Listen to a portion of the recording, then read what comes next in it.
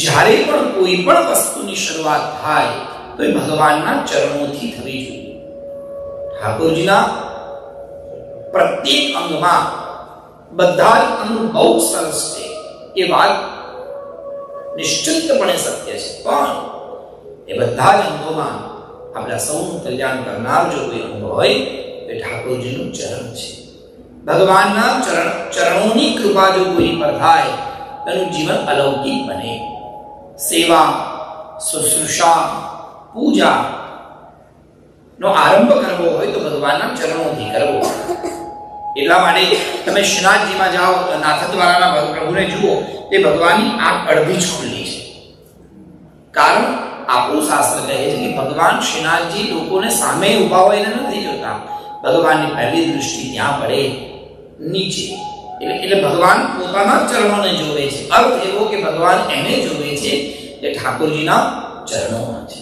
મહાપ્રભુજીએ જરા આ ધરાતલ છોડીને ગયા અને અંતિમ જેમનો ઉપદેશ હતો એ અંતિમ ઉપદેશમાં એટલું જ કીધું હતું કે બધું જ કરવું પણ ભગવાનના ચરણોની સેવા ક્યારેય ન છોડવું. સુકેતુભાઈ ને ભાભી, મારું એક ભજન મને મારી મમ્મીને બહુ ગમે, અત્યંત પ્રેમી એક પંક્તિ મને બહુ ગમે. મારા મમ્મી રોજ આ ભજન ગાયા કરે, મને મુક્તિ મળે કે ના મળે મારે ભક્તિ તમારી કરવી છે. મને મેવા મળે કે ના મળે મારે સેવા તમારી કરવી. આ આખા ભજન આખું સરસ છે, પણ એની પંક્તિ મને બહુ ગમે. હું દૂર દૂર ક્યાંય દોડું નહીં ને પંથ તમારો છોડું નહીં. બસ આ પંક્તિ બહુ સુંદર છે. આખી દુનિયામાં માણસ ગમે તે કરે, ભલે પાપ કરે કે પુણ્ય કરે, બોલો જય શ્રી કૃષ્ણ.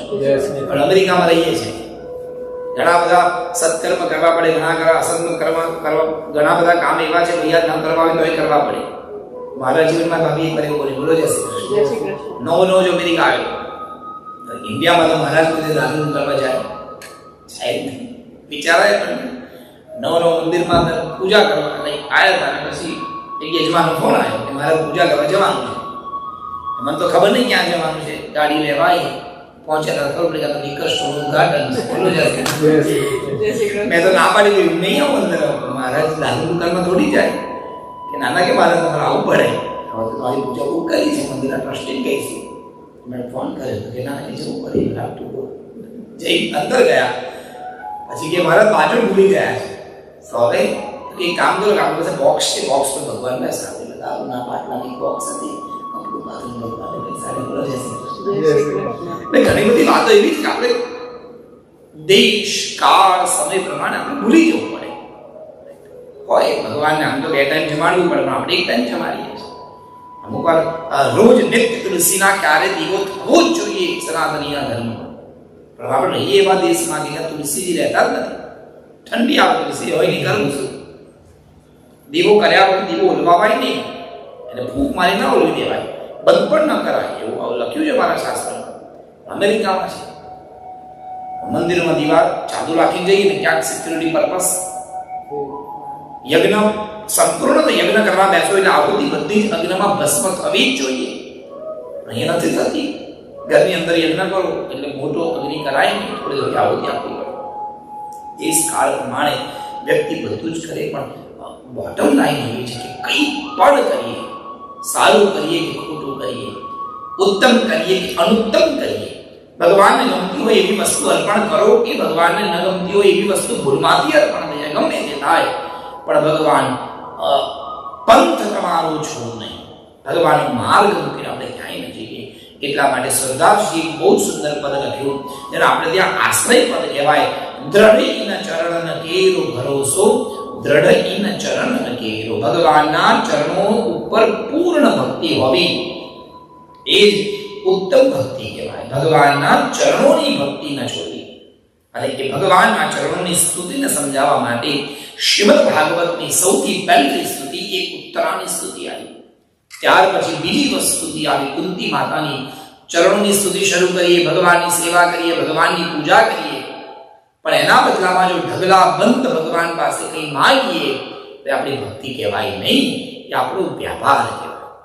ભગવાનની સેવા કરી, ભગવાનની પૂજા કરી, બદલામાં કંઈક માંગ્યું, જો માંગીએ તો એ ભક્તિ પૂર્ણ ન થાય. ભગવાન પાસે કંઈ જ ન માંગવું એને નિષ્કામ ભક્તિ કહેવાય. અને એ શીખવાડવા માટે, કારણ કે હવે આખી ભાગવતની કથા કહેવાની છે, અનુત્તમ અનધિકારીને કથા ન કહેવી એવું અમારું શાસ્ત્ર કહે છે. યોગ્ય વ્યક્તિ ન હોય, ઉત્તમ વ્યક્તિ ન હોય, એને આપણે કથા કહીએ, એ કથાની મજાક ઉડાડે તો કથા કહેનારને પણ દોષ લાગે અને મજાક કરનારને પણ દોષ લાગે. એ વખતે તમે ખબર ન પડે, પણ જ્યારે સમય આવે ત્યારે સત્તાની કથામાં એક રાજાએ કથાની મજાક ઉડાડી, કથા કરનારની ઉપર જેમ તેમ બોલે અને તો કથા ભોગવવું પડ્યું. જ્યાં સુધી પુણ્ય બળ હોય ત્યાં સુધી કોઈને કશું જ ન થાય, પણ જે દિવસે એનું પુણ્ય બળ પૂરું થયું એટલે એને જે પેલા ખોટા કર્મ કર્યા હોય એ આગળ નહીં મળે. મારે અમે તો બહુ જ સેવા કરી, બહુ પૂજા કરી, અમારે જોડે આમ કેમ? પણ ક્યાંક એવું કર્મ થયેલું છે જે આપણાથી જાણતા અજાણતા થઈ ગયું છે, એટલે આપણે ભોગવવું પડે.